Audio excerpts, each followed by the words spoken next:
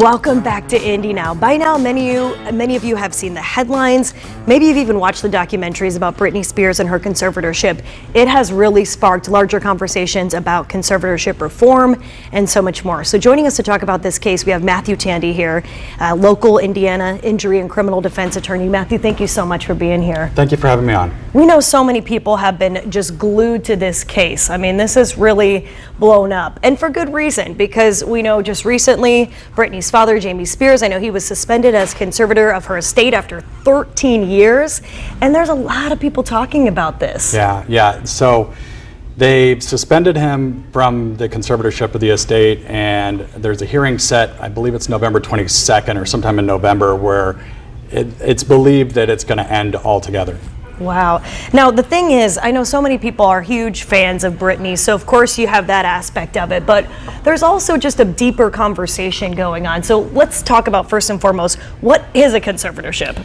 So in Indiana, it's called a guardianship, and it's called different things in different states, but it's essentially the same thing as the conservatorship for Britney.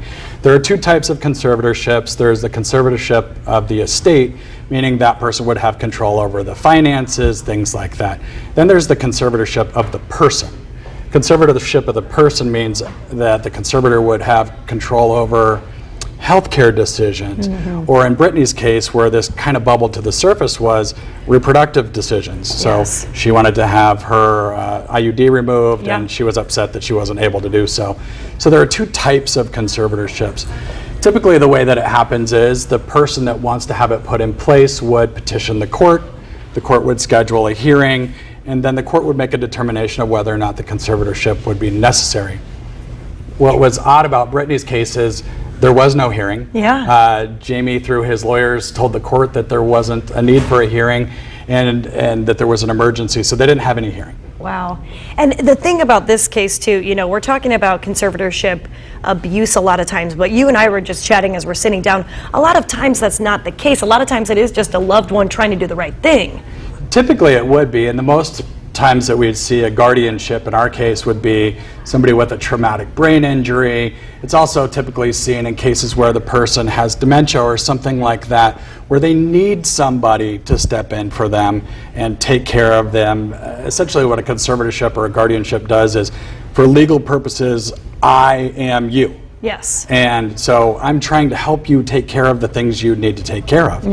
Obviously in this case it's a little different, where Britney's net worth, I believe, is $60 million. Wow. And there's obviously a lot of room for that to be abused. Yeah, a lot at stake, The numbers that I've seen were that Jamie made several $million during the course of this conservatorship, which at least indicates that there's some abuse or reason for abuse going on. Absolutely. And I know now people are talking about Amanda Bynes, or looking at other celebrities.